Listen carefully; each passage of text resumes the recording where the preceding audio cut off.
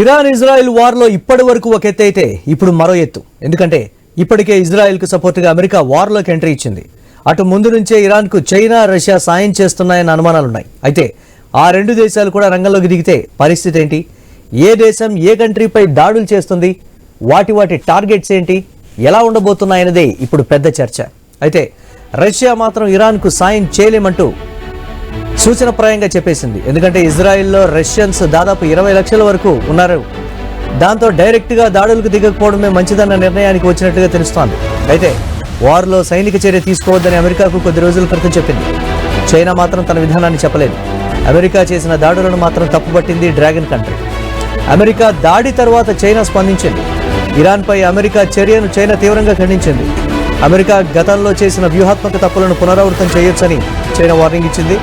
ఇక 2003 ఇరాక్ యుద్ధాన్ని ప్రస్తావిస్తూ మధ్యప్రాచ్యంలో సైనిక జోక్యం తరచుగా ప్రమాదకరమైన ఫలితాలకు దారితీస్తుందని చరిత్ర పదే చూపించిందని గుర్తు చేసింది.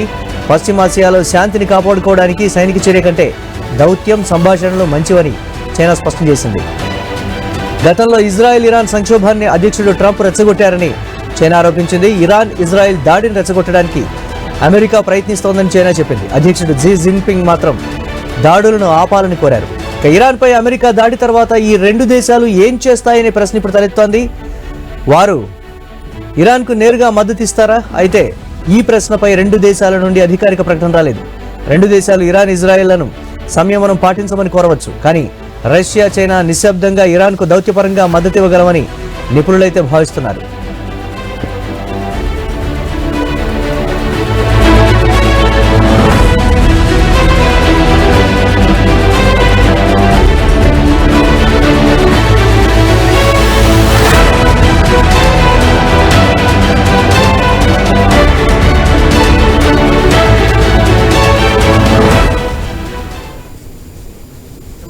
సమీక్షకు సంబంధించి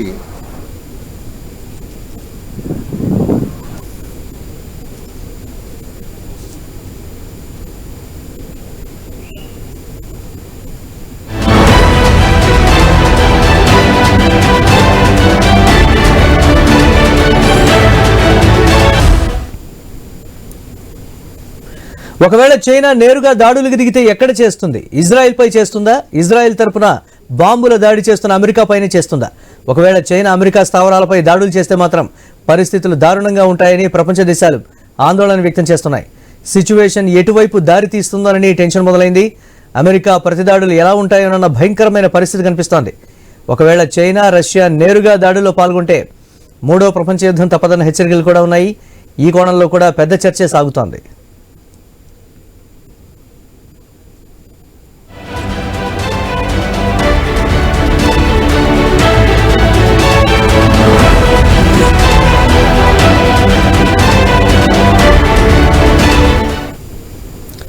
ఇక దీనిపై మరిన్ని అప్డేట్స్ మా ఇన్పుట్ ఎడిటర్ శ్రీకాంత్ లైవ్ ద్వారా అందిస్తారు. Over to you Srikanth. Murali, good evening. So Israel, Iran మధ్యలో జరుగుతున్నటువంటి యుద్ధానికి అమెరికా పూర్తిగా ఇజ్రాయెల్ కు మద్దతు ఇచ్చి ఇరాన్ పైన మిసైల్ అటాక్స్ చేసింది. న్యూక్లియర్ ప్లాంట్స్ మొత్తం కూడా అక్కడ ధ్వంసం చేస్తామని చెప్పింది. మరి ఇట్లా నేపథ్యంలో ఇరాన్ కూడా ఎక్కడ తక్కువ అంచనా వేసేది లేదు.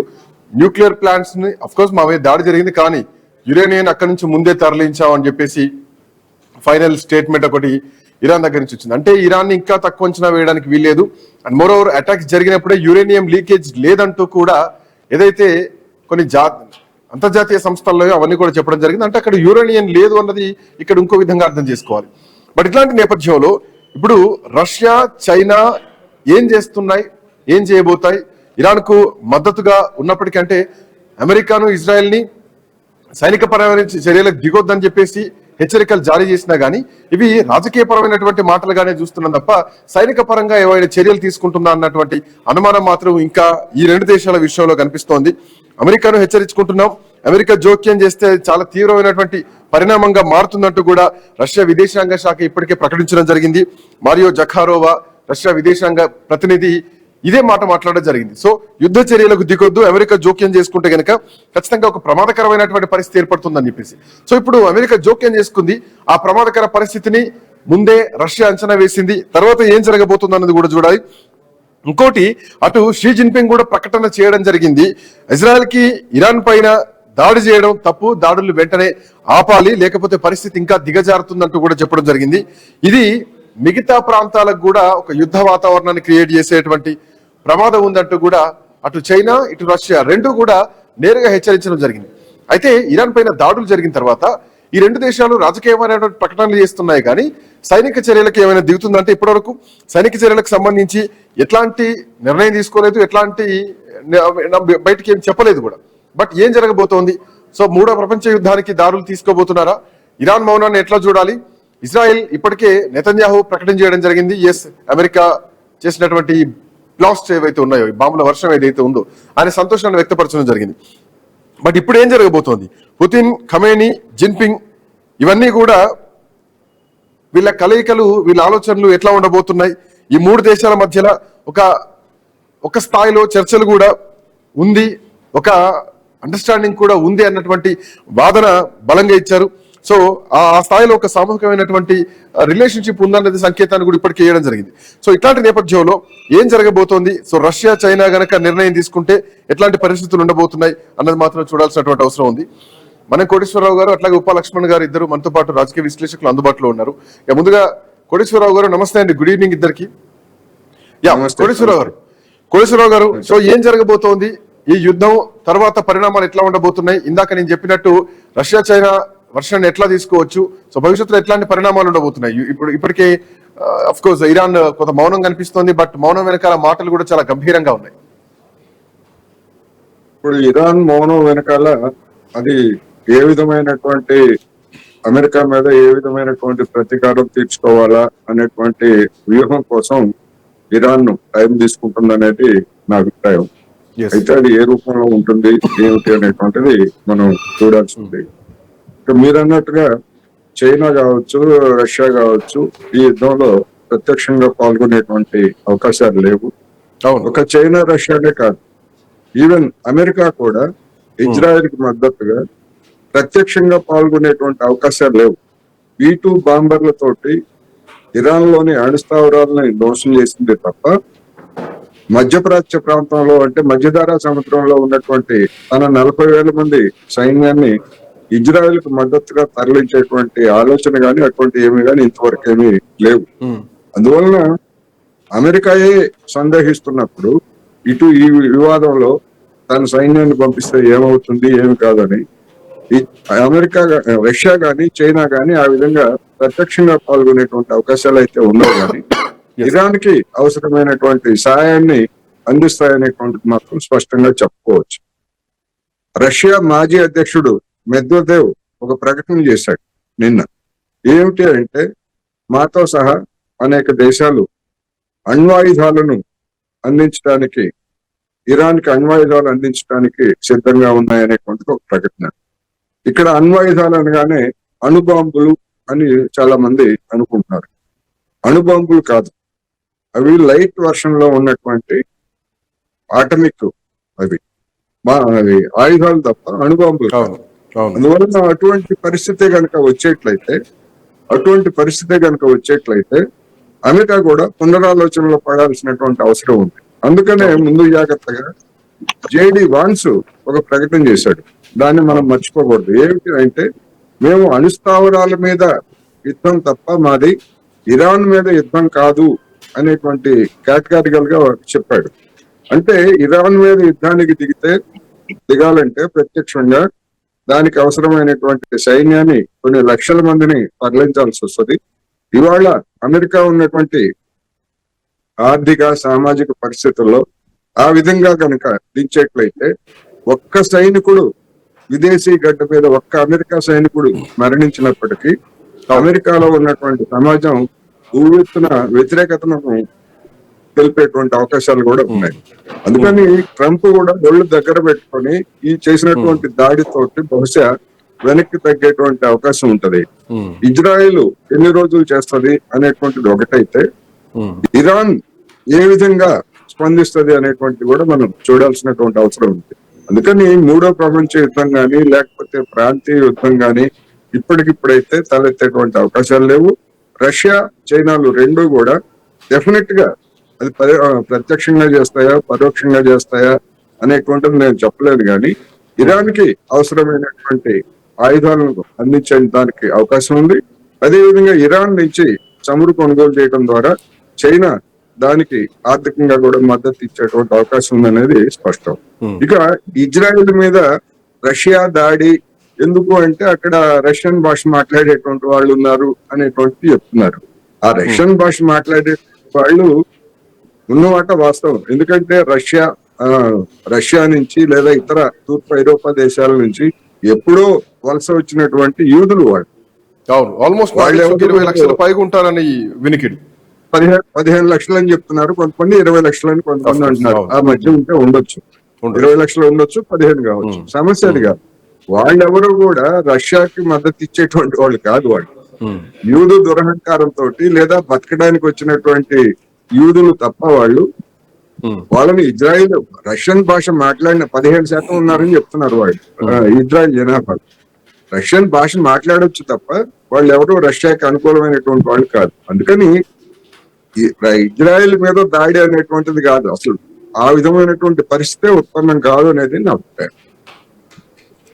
యా, అంటే రైట్. ఉప లక్ష్మణ్ గారు కూడా మనతో పాటు జాయిన్ అయ్యారు. లక్ష్మణ్ గారు, గుడ్ ఈవినింగ్. గుడ్ ఈవినింగ్, చెప్పండి. సో అన్ని పెద్ద దేశాలే కనిపిస్తున్నాయి. సో ఈ సమూహంలో ఇప్పటివరకు మనం మాట్లాడుతున్నటువంటి విషయంలో ఇజ్రాయెల్ వెనకాల అమెరికా నిల్చుంది. ఇరాన్ పైన దాడులు చేయొద్దంటూ రష్యా చైనా ఇప్పటికే హెచ్చరించడం జరిగింది. అయితే ఇందులో రష్యా చైనా నేరుగా యుద్ధంలోకి వస్తారా, సైనిక చర్యలు చేస్తారా అంటే బహుశా ఇందాక కోటేశ్వరరావు గారు అన్నట్టు అట్లాంటి పరిస్థితులు ఉండకపోవచ్చేమో. ఆర్థిక పరమైనటువంటి లేదంటే ఏదైనా సైనిక పరమైనటువంటి సహాయం చేస్తుందేమో అని చెప్పి ఒక అంశం. బట్ అమెరికా, ఇజ్రాయిల్, ఇంకోవైపు చైనా, రష్యాకు సంబంధించినటువంటి ఇరాన్. సో ఇది ఒక కోల్డ్ వార్ ఏమైనా రానున్న కాలంలో ఆర్థిక పరమైనటువంటి కోల్డ్ వారా, లేదంటే దేశాల మధ్య ఉన్నటువంటి దౌత్య సంబంధాల విషయంలో అట్లాంటి కోల్డ్ వార్ ఏమైనా వచ్చేటువంటి అవకాశాలు ఉంటాయా? చెప్పినా అమెరికా వినలేదు, సైనిక చర్యలకు దిగింది, మిసైల్ అటాక్స్ చేసిందని చెప్పేసి. సో అట్లాంటి పరిస్థితి ఏమైనా ఎక్స్పెక్ట్ చేయొచ్చా? ఒకవేళ అదే జరిగితే గనక భారతదేశం కూడా పెద్ద దేశమే. సో ఆర్థిక వ్యవస్థలో కూడా మనం ఇప్పటికే చాలా ముందంజలో ఉన్నాం. బట్ ఇట్లాంటి నేపథ్యంలో ఈ పరిస్థితులను ఎట్లా చూడాలి? నెక్స్ట్ ఎట్లాంటి పరిణామాలు ఉండబోతున్నాయి? ఏమైనా కోల్డ్ వార్ ఇంటర్నల్ గా స్టార్ట్ అయ్యే ఛాన్స్ ఉంటాయనుకోవచ్చా? ఏం ఛాన్సెస్ ఏముండవు, నాటకాలు ఆడుతున్నారు చైనా, రష్యా గాని.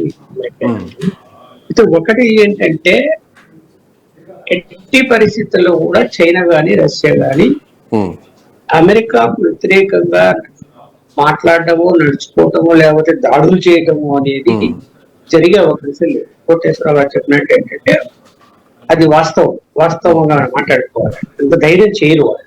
ఎందుకంటే అమెరికా సంగతి తెలుసు, అలాగే ట్రంప్ సంగతి తెలుసు. చాలా ముండిగా అతను వ్యవహరిస్తుంది. ఇప్పుడు ఇరాన్ మీద అమెరికా వెళ్ళి దాడులు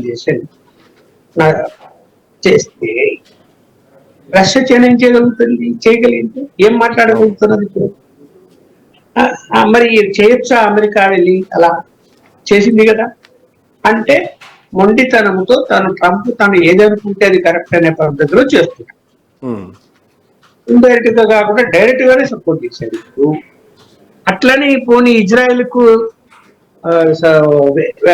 వ్యతిరేకంగా ఏమన్నా చైనా, రష్యాలు వ్యవహరిస్తున్నాయి అంటే ఆచితూచి వ్యవహరిస్తున్నాయి తప్ప వాళ్ళు ఏమి పూర్తిగా వ్యతిరేకించకండి ఇజ్రాయెల్ చర్యలు.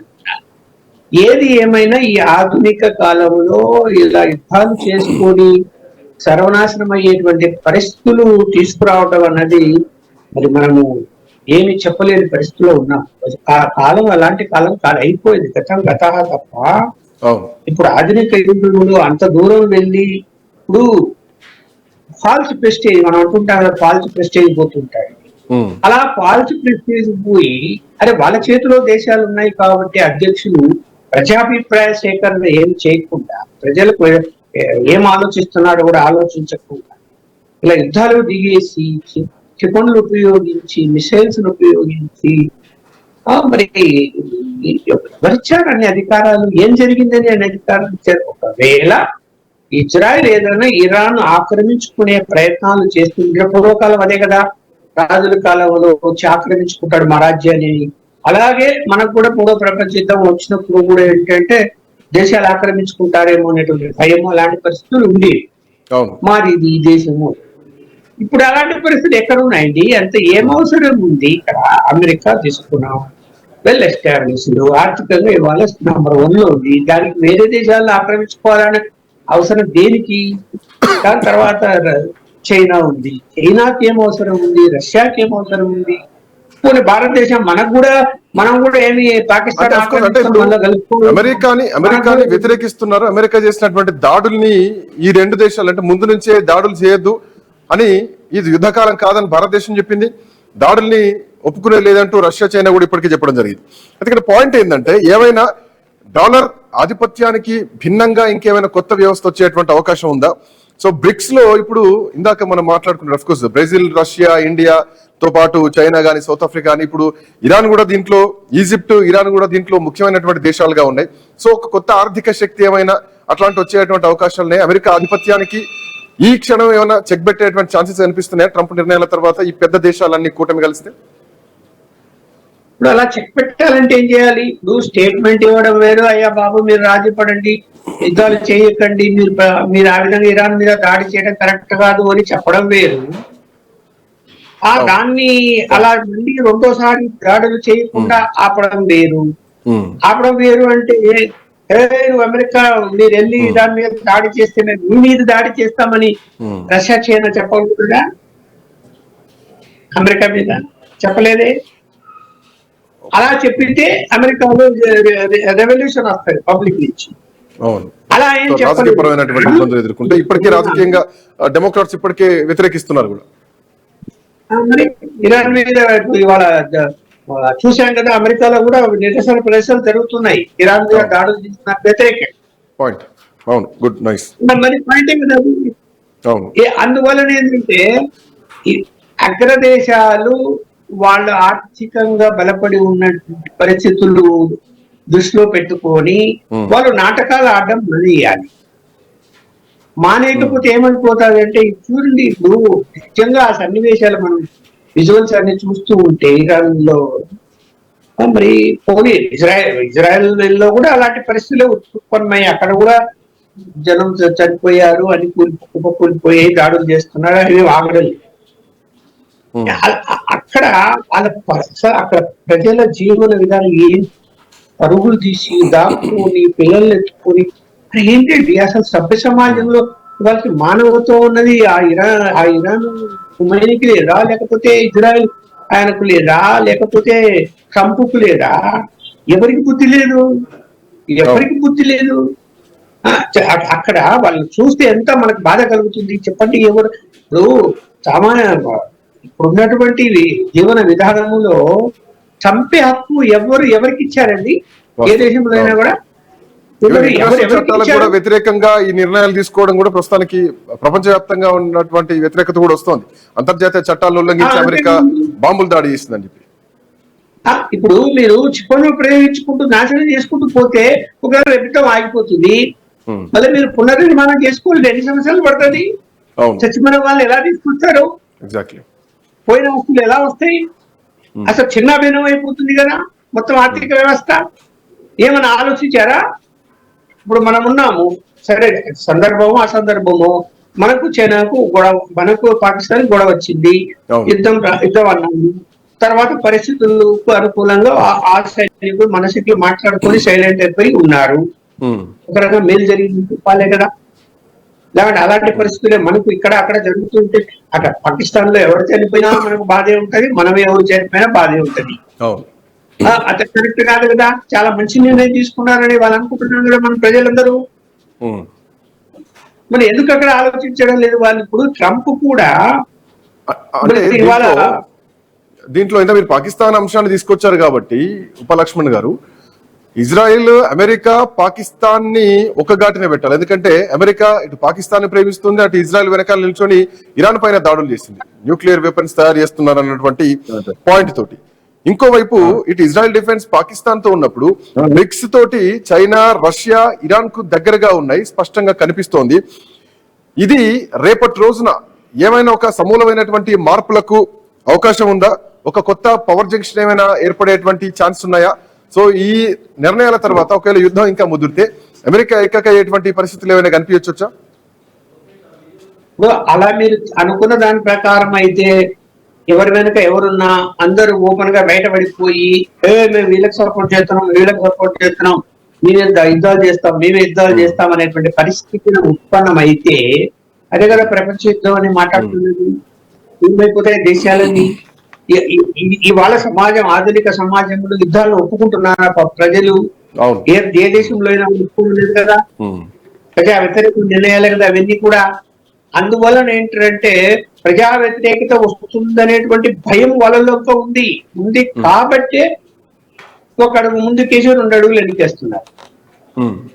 అంత ఈజీ కాదు. అంత ఈజీగా ఏదో దేశాలన్నీ ఓటైపోయి పాకిస్తాన్ వేరే దేశాలు సపోర్ట్ చేసి మనకు ఇంకో అమెరికా సపోర్ట్ చేసి ఇంకా ఏదో జరగబోతుంది రాబోయే కాలంలో అంటే ఊహకందని అంశాలు ఇవి. ఒకవేళ అలా జరిగితే ప్రపంచ యుద్ధం వస్తే ఏముందండి, అయిపోయింది కదా. పేరెంట్స్ మ్యాటర్ నాశనం అయిపోతాయి ఇందులో కోటేశ్వరరావు గారు అంటే ఒకవేళ రేపటి రోజున 3వ ప్రపంచ యుద్ధం వస్తుందా, లేదంటే అందరూ ఏకీకృతమై యుద్ధాన్ని ఆపేటువంటి పరిస్థితి ఉంటుందా, ఈ అంశం సెకండరీ థింగ్. బట్ ఆల్రెడీ జరగాల్సింది జరిగిపోయింది. సో ఏ దేశాలు అయితే వ్యతిరేకించాయో అన్ని కొందరు వ్యతిరేకిస్తున్నారు. నేతన్యాహు లాంటి వ్యక్తి సంతోషపడ్డా గానీ భారత్ విషయంలోకి వచ్చేసరికి మాత్రం 2 వైపులా తటస్థంగా ఉన్నటువంటి పరిస్థితి స్పష్టంగా కనిపిస్తోంది. అండ్ ఒకవేళ నిర్ణయం తీసుకోవాల్సి వస్తే 2 దేశాలతోటి భారతదేశానికి డీల్స్ ఉన్నాయి. ఓవైపు డిఫెన్స్ డీల్ ఉంది, ఇంకోవైపు చమురుకు సంబంధించినటువంటి ఇరాన్ తోటి ఒప్పందాలు ఉన్నటువంటి పరిస్థితి. చబహార్ పోర్టు గురించి కూడా తెలుసు, దాంట్లో కూడా చాలా ఒప్పందం ఉంది. బట్ ఇట్లా నేపథ్యంలో భారత్ ఏ బ్లాక్ సైడ్ ఉంది అన్నటువంటి స్పష్టతకు ఏమైనా వచ్చేటువంటి అవకాశం ఉందా రేపటి రోజున యుద్ధం పెరిగితే గనక? అండ్ అదే జరిగితే రేపొద్దున అమెరికా ఆధిపత్యానికి ఒక నష్టం ఏర్పడేటువంటి పరిస్థితి కూడా వస్తుందా అదే జరిగితే? ఇప్పటి వరకు ప్రస్తుతం జరుగుతున్నటువంటి పరిణామాలను చూస్తే మన దేశం అమెరికా వైపు మొగ్గిందనేటువంటిది బహిరంగంగా కనిపిస్తా ఉంది.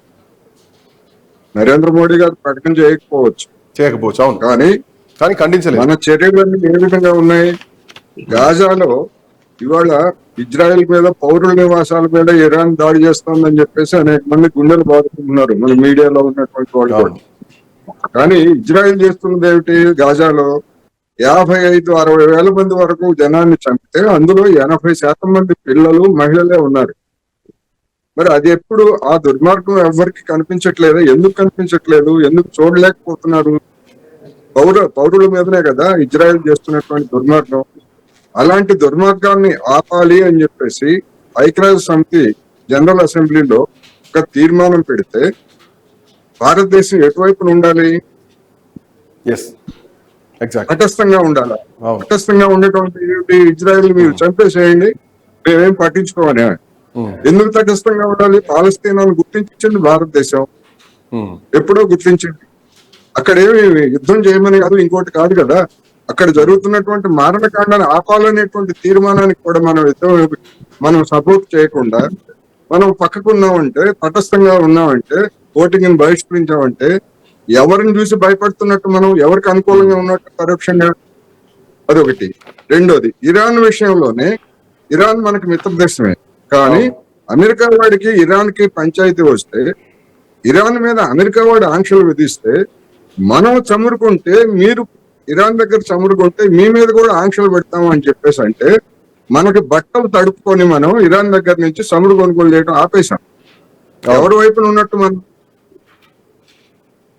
కానీ మనం మాట్లాడకపోవచ్చు, మాట్లాడినంత మాత్రాన మన వైఖరి అంటే ప్రపంచం గమనిస్తా ఉంది అనేటువంటిది మనం గమనించాలి. ఇప్పటికే అమెరికా వైపు మొగ్గుతా ఉంది. ఇది ఎన్ని రోజులు ఈ విధమైనటువంటి నాటకాలు ఆడతారు, ఎన్ని రోజులు దీన్ని మూసి పెడతారు అనేటువంటిది సమస్య అనేది నా అభిప్రాయం.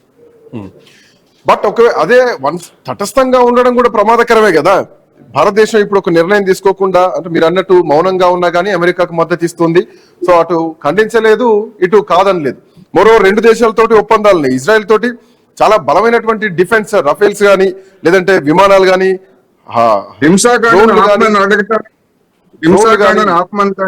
ఏకపక్షంగా జరుగుతున్నటువంటి దాడులు కదా గాజా మీద. అంటే స్ట్రాటజిక్ గానే ఇది యుద్ధాల కాలం కాదని చెప్పి స్ట్రాటజిక్ గానే చెప్తున్నారంటే దీంట్లో అమెరికాని అర్థం చేసుకోవచ్చు కదా. గాజాలో జరుగుతున్నది యుద్ధం కాదు. గాజాలో జరుగుతున్నది యుద్ధం కాదు, ఏకపక్షంగా జరుగుతున్నటువంటి మారణకాండ. ఐక్యరాజ్య సమితి సహాయ శిబిరాల దగ్గర అన్నమో ఆకలి అని చెప్పేసి వచ్చినటువంటి జనాల మీద బాంబులు వేసి చంపుతా ఉంటే అంతకంటే దుర్మార్గం ఉంటుందా? ఆ దుర్మార్గాన్ని కూడా ఖండించలేకపోతే ఎందుకు మన ప్రజాస్వామ్యం, ఎందుకు మానవత్వం గురించి ఎందుకు, లేకపోతే మహోన్నత సాంప్రదాయాల గురించి మనం చెప్పుకోవడం ఎందుకు? ఇక్కడ ఏమైనా యుద్ధం జరుగుతా ఉందా? హమస్ సాయుధ తీవ్రవాదులు దాడి చేసిన మాట వాస్తవం. ఇప్పుడు ఆ పేరుతోటి ఇజ్రాయెల్ ఆ విధంగా అట్లా దారుణ మారణకాండ జరుపుతూ ఉంటే అది తప్పు. మానవత్వం ప్రకారం మీరు అన్నట్టు ఖండించాలి, ఎటు ఒక వైపు నిల్చోవాలి.